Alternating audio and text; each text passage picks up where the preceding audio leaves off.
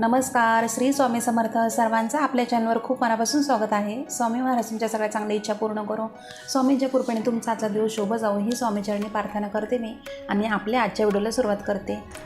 तर 28 ऑगस्ट 2026 वार आहे शुक्रवार.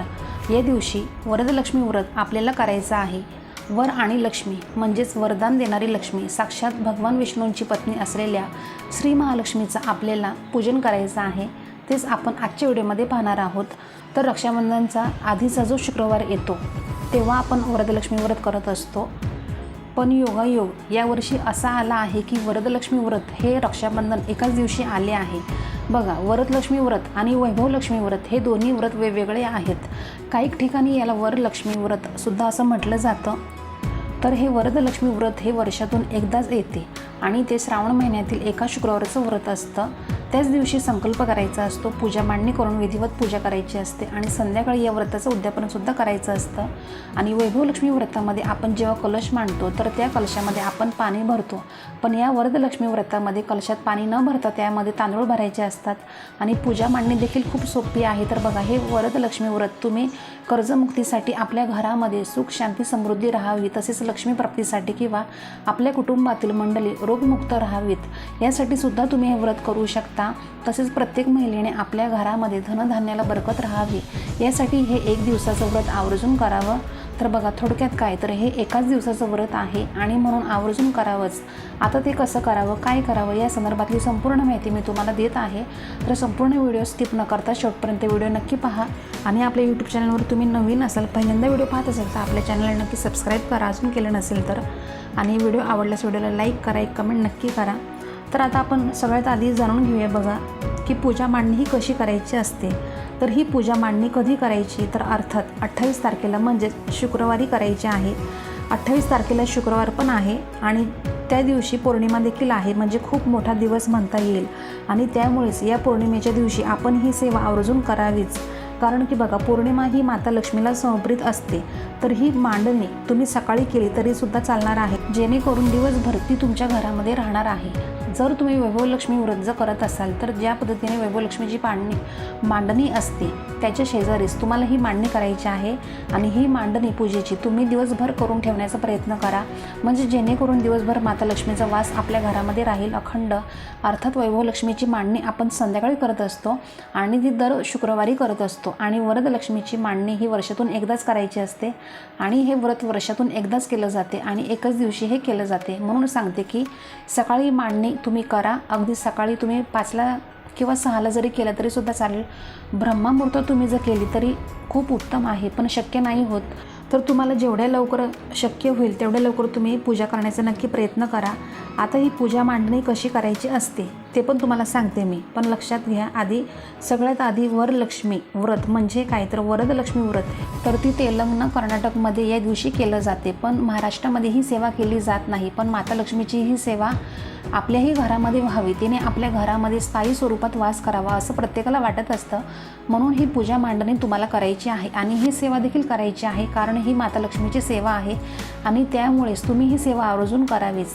तर आता बघा, पूजा मांडणीसाठी एखादा चौरंग किंवा पाट मांडून घ्यायचा आहे, त्यावर लाल वस्त्र अंथरायचं आहे आणि त्यावर तुमच्याकडे अष्टलक्ष्मी मातेचा फोटो असेल तर तो ठेवायचा आहे. आणि जर नसेलच तर माता लक्ष्मीचा तुमच्याकडे जो कोणताही दुसरा फोटो असेल तो तुम्ही ठेवायचा आहे. तर फोटो नसेल तर अशा वेळेस तुमच्या देवघरामध्ये माता लक्ष्मीची मूर्ती असेल किंवा श्रीयंत्र असेल तर ते ठेवलं तरीसुद्धा चालणार आहे. आणि बघा, आता श्रीयंत्र किंवा माता लक्ष्मीची मूर्ती असेल तर थोडेसे तांदूळ ठेवून त्यावरती ठेवायचं आहे. त्यानंतर देवघरातील गणपती बाप्पांची मूर्ती किंवा गणपती बाप्पा स्वरूप म्हणून एक सुपारी घ्यायची आहे, 2 वेड्यांची पानं ठेवायची आहे आणि आपल्या उजव्या हाताला म्हणजे त्यावरती थोडीशी तांदळाची रास आणि त्यावर गणपती बाप्पांची मूर्ती किंवा एखादी गणपती स्वरूप तुम्ही जी सुपारी घेतलेली असणार आहे ती ठेवायची आहे. आता माता लक्ष्मीच्या फोटोसमोर किंवा मूर्ती तुम्ही जे काही घेणार आहे, श्रीयंत्र घेणार आहात, तर तिथे तुम्हाला गव्हाची रास ही घ्यायची आहे, ठेवायची आहे गव्हाची रास करून. त्याच्यावर तुम्हाला हळदी कुंकू अर्पण करायचं आहे आणि त्यावर एक कलश ठेवायचा आहे आणि त्या कलशाला 5 कुंकवाने उभ्या रेषा ओढून घ्यायच्या आहेत आणि त्या कलशाच्या कंठापर्यंत म्हणजे तांदूळ कलशामध्ये भरायचे आहेत. व त्या तांदळावरती हळदी कुंकू अर्पण करून घ्यायचं आहे। त्यानंतर एक तेलाचा दिवा, त्याचबरोबर एक तुपाचा दिवासुद्धा आवर्जून लावायचा आहे। माता लक्ष्मीला सुगंध प्रिय आहे, तर सुगंधित अगरबत्ती, सुवासिक धूप, गुलाबाची फुलं, मोगऱ्याचा गजरा मिळाला तर आवर्जून पूजेमध्ये घ्यायचा आहे। आणि ही पूजा सकाळी ब्रह्ममुहूर्तावरती केली तर अतिशय उत्तम, पण एवढ्या सकाळी शक्य नसेल तर जितक्या लवकर तुम्हाला ही पूजा करता येईल तितक्या लवकर तुम्ही करून घ्यायची आहे, कारण हे व्रत फक्त 1 दिवसाचं असतं। त्यामुळे सकाळी लवकर पूजा केली की ती दिवसभर आपल्या घरामध्ये राहते, जेणेकरून आपल्या जे काही आपल्या घरामधलं वातावरण असतं ते सकारात्मक त्याच्यातून लहरी येत असतात, तयार होत असतात, तर ते आपल्या घरामध्ये वास्तूमध्ये पसरतात आणि त्यामुळे आपल्या घरातील वातावरण हे प्रसन्न राहतं। आता पूजा मांडणी कशी करायची आहे तर ते पण आपण पाहूयात। तर सर्वात प्रथम बघा, संकल्प तुम्हाला करायचा आहे सुरुवातीला। नंतर पूजा करण्यासाठी सुरुवातीला दिवा प्रज्वलित करायचा आहे, दिवेचं पूजन करायचं आहे। त्यानंतर गणपती बाप्पा स्वरूप तुम्ही सुपारी घेतली असेल किंवा गणपती बाप्पांची मूर्ती घेतलेली असेल तर ती एका तामणामध्ये घेऊन तुम्हाला त्याच्यामध्ये थोड्याशा अक्षदा ठेवायच्या आहेत, त्यावरती गणपतीची मूर्ती किंवा सुपारी ठेवायची आहे। गणपती बाप्पांच्या मूर्तीवरती गणपती अथर्व शीर्षक किंवा गणपती स्तोत्र म्हणून अभिषेक करायचा आहे। सुरुवातीला स्वच्छ पाण्याने, नंतर पंचामृताने आणि परत स्वच्छ पाण्याने अभिषेक करताना स्तोत्र म्हणायचं आहे। स्तोत्र तुम्हाला कोणतेही म्हणता येत नसेल तर तुम्ही ओम गण गणपती नमः हा मंत्र म्हणू शकता आणि अभिषेक करू शकता, असं केलं तरीसुद्धा चालणार आहे। तर अभिषेक झाल्यानंतर मूर्ती स्वच्छ पुसून घ्यायची आहे। त्यानंतर त्या विड्यांच्या पानावरती किंवा त्या प्लेटवरती ती मूर्ती किंवा ती गणपती स्वरूप सुपारी ठेवायची आहे, हळदी कुंकू अर्पण करायचे आहेत। तुमच्याकडे जर एखादं लाल फूल किंवा ध्रुवा असतील तर त्या देखील तुम्हाला अर्पण करून घ्यायच्या आहेत। कापसाचं वस्त्र अर्पण करून घ्यायचं आहे, धूपदीप वाळून घ्यायचा आहे। त्यानंतर साखरेचं किंवा गुळ खोबऱ्याचं गणपती बाप्पांना नैवेद्य दाखवायचा आहे। आता पूजेला सुरुवात करायची आहे। जो माता लक्ष्मीचा तुमच्याकडे फोटो असेल तर तो स्वच्छ पुसून घ्यायचा आहे, हळदी कुंकू लावून घ्यायचा आहे। हार असेल तर तो तुम्हाला अर्पण करायचा आहे, गजरा असेल तर तो देखील तुम्ही अर्पण करून घ्यायचा आहे, वस्त्रमाळासुद्धा अर्पण करायची आहे। तर मूर्ती किंवा श्रीयंत्र असेल तर गणपतीचा अभिषेक झाल्यानंतर त्या माता लक्ष्मीच्या मूर्तीवर किंवा श्रीयंत्रावर तुम्हाला अभिषेक करायचा आहे। सुरुवातीला स्वच्छ पाण्याने, त्यानंतर दुधाने किंवा पंचामृताने आणि परत स्वच्छ पाण्याने अभिषेक करताना तुम्ही श्रीसूक्त म्हणू शकता किंवा माता लक्ष्मीचा जो काही कोणता मंत्र तुम्हाला येत असेल तर तो तुम्ही म्हटला तरीसुद्धा चालणार आहे। तर मंत्राने तुम्ही बघा 108 वेळा अभिषेक करून घ्यायचा आहे किंवा मग 21 वेळा किंवा 51 वेळा तुम्ही जरी म्हटले तरीसुद्धा चालणार आहे अभिषेक करताना। तर श्रीसूक्त तुम्ही 1 वेळा म्हणून, 11 वेळा म्हणून किंवा 7 वेळा किंवा 9 वेळा किंवा 16 वेळा असं म्हणून सुद्धा तुम्ही अभिषेक करू शकता। आता त्यानंतर श्रीयंत्र किंवा ती मूर्ती स्वच्छ पुसून जागेवर ठेवायची आहे। माता लक्ष्मीला हळदी कुंकू अर्पण करायचे आहेत, गजरा असेल तर तो अर्पण करायचा आहे, लाल फूल असेल अर्पण करायचं आहे, वस्त्रमाळ अर्पण करायची आहे आणि जे तांदळाने भरलेला जो कलश आहे आपण ठेवलेला आहे त्यावरती एक नारळ ठेवायचा आहे। हा नारळ पाण्याने भरलेला असावा, हे आपल्याला कोणी ओटीमध्ये वगैरे दिलेला नसावा, म्हणजेच आपल्या स्वतःच्या पैशाने आणलेला नारळ यावर आपल्याला ठेवायचा आहे।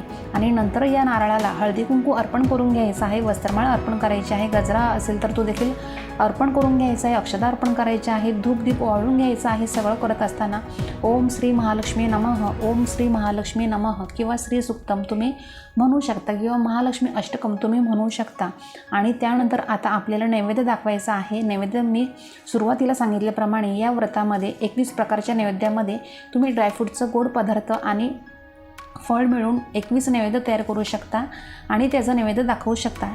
तर अशी तुम्हाला वेगवेगळी फळेसुद्धा तुम्ही असं ठेवू शकता। गोड पदार्थांमध्ये बघा खीर, पेढे, दूध, साखर, बासुंदी किंवा अजून जे काही असेल असे सर्व मिळून तुम्ही 21 प्रकारचे थोडे थोडे पदार्थ छोट्या छोट्या वाटीमध्ये किंवा प्लेटमध्ये घ्यायचे आहेत। आता यामध्ये तुम्ही ड्रायफ्रूट्स, मग काजू बदाम असेल तर माता लक्ष्मीला ते देखील तुम्ही अर्पण करू शकता। तुम्ही फक्त दूध साखरेचा नैवेद्य जरी देवी माता लक्ष्मीला अर्पण केला तरीसुद्धा चालणार आहे, तो प्रिय आहे। तर तुम्ही ती खीर देखील अर्पण करू शकता। अगदी तुम्ही शिरा जरी केला तरी हरकत नाही। लवंगा बघा, आता माता लक्ष्मीला लवंग या खूप प्रिय आहे, तर ते सुद्धा मी तुम्हाला सांगते। तुम्ही देवी माता लक्ष्मीला नैवेद्य म्हणून अर्पण करू शकता। तर वेलदोडे, ज्याला आपण वेलची म्हणतो, ती सुद्धा तुम्ही अर्पण करू शकता।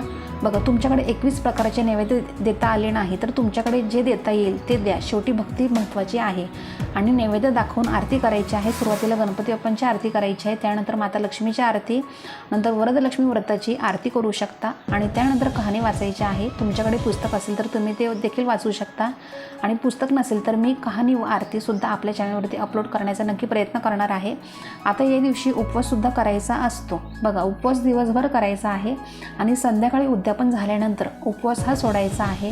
उपवासाला तुम्ही फळ खाऊ शकता, ज्यूस देखील घेऊ शकता, चहा कॉफीसुद्धा घेऊ शकता, हवं असेल तर साबुदाणा किंवा भगर गोड बनवून तुम्ही खाऊ शकता, पण शक्यतो तिखट मिठाचा वापर करू नये. पण आपल्यापैकी बरेच जण असे आहेत की बघा, त्यांना डॉक्टरांनी उपवास करू नका असं सांगितलेलं आहे.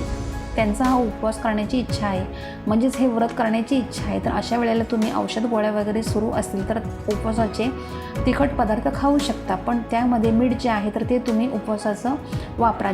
तर त्या मिठाला बघा सदैव मीठ असं म्हटलं जातं, तर त्या मिठाचा वापर तुम्ही करू शकता. आणि तिखट मिठाचा जर फराळ करणार असाल तर तो फक्त तुम्ही एकदाच खा. संध्याकाळी उद्यापनानंतरच लगेच आपल्याला उपवास जो आहे तर तो सोडायचा आहे. त्याच्यामुळेच आता उद्यापन कसे करायचे आहे, तर उद्यापनासाठीच 5, 7, 9 सवाष्ण महिला बोलवायच्या आहेत. जर नाही मिळालं तर एक सवाष्ण किंवा एक कुमारिका माता लक्ष्मी स्वरूप म्हणून तिची पूजा करावी. आता पूजा मांडणी तर आपण सकाळीच केलेली आहे, संध्याकाळी फक्त धूप दीप आपल्याला लावून घ्यायचा आहे. आणि ज्या काही महिला किंवा कुमारिका आपल्या घरी येणार आहेत त्यांचं आपण पाद्यपूजन म्हणजेच त्यांचे पाय वगैरे स्वच्छ धुवायचे आहेत, त्यांना हळदी कुंकू लावायचं आहे आणि त्यांना बसण्यासाठी आसनसुद्धा द्यायचं आहे. त्यांना पिण्यासाठी तुम्ही चहा, कॉफी किंवा दूध देखील असं देऊ शकता. तुम्हाला हवं असेल तर तुम्ही खीर बनवू शकता किंवा तुम्हाला जर हवं असेल तर तुम्ही अगदी जेवणसुद्धा त्यांना बनवू शकता. आता वरण भात, भाजी पोळी, त्यामध्ये एखादा गोड पदार्थ, स्पेशली खीर बनवायची आहे. आणि या स्वयंपाकामध्ये कांदा लसूण याचा वापर अजिबात करायचा नाही आहे, ते वर्ज्य करायचं आहे. तसेच यापैकी जे शक्य असेल ते तुम्ही तुमच्या सवाष्णींना खाण्यासाठी किंवा पिण्यासाठी देऊ शकता. आता त्यानंतर त्यांची ओटी देखील भरायची आहे आणि त्या ओटीमध्ये एक फळ जे आहे तर ते आवर्जून तुम्हाला द्यायचं आहे. आणि या प्रकारे साध्या सोप्या पद्धतीने उद्यापन करायचं आहे. आता उद्यापन झाल्यानंतर रात्री उपवास सोडायचा आहे. उपवास सोडताना जो काही गोड पदार्थ म्हणजे जो गोड नैवेद्य आपण देवीला दाखवलेला आहे तर तो गोड पदार्थ अगोदर खायचा आहे आणि त्यानंतर वरण भात, भाजी पोळी तुम्ही खाऊ शकता, असा उपवास सोडायचा आहे. आता दुसऱ्या दिवशी सकाळी स्नान झाल्यानंतर उत्तरपूजा करायची आहे. उत्तरपूजा करण्यासाठी जिथे तुम्ही पूजा मांडणी केलेली आहे तिथे दिवा लावायचा आहे. पूजेवरती हळदी कुंकू अक्षता अर्पण करायचे आहेत. थोड्या उजव्या हातामध्ये अक्षता घ्यायच्या आहेत. पूजेदरम्यान काही चूक भूल झाली असेल तर त्याबद्दल क्षमा असावी अशी तुम्हाला प्रार्थना करायची आहे माता लक्ष्मीला. आणि माता लक्ष्मीला असं सुद्धा बोलायचं आहे, बघा माझ्या घरामध्ये तू सदैव कायम स्थिर राहा, भगवान विष्णूसोबत वास कर, तुझ्या आशीर्वादाने तुझ्या कृपेने माझं घर नेहमी धनधान्याने भरलेलं राहू दे. किंवा या व्यतिरिक्त अजून काही जे काही तुम्हाला माता लक्ष्मीकडे मागायचं असेल तर ते तुम्ही मागायचं आहे. आणि अक्षता या पूजेवरती आपल्याला अर्पण करायचे आहेत. आणि त्यानंतर मग ही पूजा उचलायची आहे. मूर्ती, फोटो जे काही असतील तर ते जागेच्या तुम्ही जिथे ठेवायचं आहे तिथं तुम्ही ठेवायचं आहे. दिवे वगैरे स्वच्छ करून आपण ते वापरू शकतो. आणि सकाळी उत्तरपूजा करताना जो दिवा लावलेला आहे तर तो हाताने विझवायचा नाही आहे, तो शांत करायचा नाही आहे, तो दिवा तसाच उचलायचा आणि देवघरासमोर किंवा तुळशीसमोर ठेवायचा आहे. आणि जे कलशामधलं खालचं आपलं जे काही धान्य आहे तर ते गहू, ते आपलं जे काही धान्य असतं घरामध्ये त्याच्यामध्ये तुम्ही त्या टाकू शकता. आणि कलशामधले जे तांदूळ भरलेलं आहे तर त्यातले थोडेसे तांदूळ तुम्ही त्या घरातल्या तांदळांमध्ये मिक्स करायचे आहेत. आणि हे पूजेमधले जे काही तांदूळ आहेत तर ते तुम्ही त्या दिवशी भात बनवण्यासाठी वापरू शकता. थोडेसे तांदूळ तुम्ही ते पक्ष्यांना देखील घालू शकता. आणि आपण जो काही भात बनवणार आहोत तर त्या घरातील सर्वांनी तो भात खायचा आहे. म्हणजेच काय तर अगदी मूठभर त्या तांब्यातले तांदूळ घ्यायचे आहेत, त्याच्यामध्ये अजून दुसरे तांदूळ मिक्स करायचे आहेत आणि त्याचा भात तुम्हाला बनवायचा आहे. किंवा तुम्हाला जर तांदळाची खीर वगैरे बनवायची असेल तर असा गोड पदार्थ बनवून सुद्धा त्या तांदळाचं तुम्ही खाऊ शकता बनवून तुम्ही. आणि जे काही फुलं हार असतील तर ते तुम्हाला निर्माल्यामध्ये टाकायचे आहेत. आणि जो देवीला प्रसाद ठेवलेला आहे, जी फळं वगैरे, जे ड्रायफ्रूट्स वगैरे तर ते घरातल्याने सर्वांनी मिळून खायचे आहेत. जो काही नारळ ठेवला होता कलशामध्ये तर तो देखील तुम्ही फोडून खाऊ शकता नारळ. आता मात्र मासिक पाळी, सुतक विटाळ असेल तर त्याचा प्रसाद तुम्ही खाऊ नका. आता मासिक पाळी वगैरे सुतक विटाळ असेल तर आपल्यालाही ही वरदलक्ष्मीची पूजा देखील करता येणार नाही. आता या दिवशी पौर्णिमा आहे म्हणून जास्तीत जास्त सेवा देखील करायची आहे. त्याच्यामध्ये कुंकुमार्चन सेवा नक्की आपल्याला करायची आहे. महालक्ष्मी अष्टकम पठण करायचं आहे. आता माता लक्ष्मीला काय आवडतं तर तिला भगवान विष्णूंची सेवा अतिशय प्रिय आहे. तर अर्थात आपल्याला व्यंकटेश स्तोत्राची जास्तीत जास्त तुम्ही सेवा करण्याचा नक्की प्रयत्न करा. तर वरदलक्ष्मी व्रताबद्दल तुम्हाला संपूर्ण माहिती मिळाली असेलच. अतिशय साध्या सोप्या भाषेमध्ये संपूर्ण माहिती तुमच्यापर्यंत पोहोचवण्याचा नक्की मी प्रयत्न केलेला आहे. तर आता तुम्हाला समजलं असेल तर. आणि जरी तुमचे काही प्रश्न असेल, काही समस्या असेल तर आपल्या व्हिडिओच्या कमेंट बॉक्समध्ये कमेंट नक्की करा, मी रिप्लाय देईल. आणि आजचा व्हिडिओ तुम्हाला थोडा तरी आवडला असेल तर आपल्या व्हिडिओला लाईक करा, शेअर करा, जास्तीत जास्त सबस्क्राईब करा अजून केलं नसेल तर.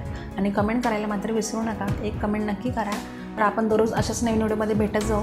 तर आजचा व्हिडिओ मी आपल्या स्वामी समर्थ महाराजांनी रुजू करते आणि इथं सांगते धन्यवाद. श्री स्वामी समर्थ.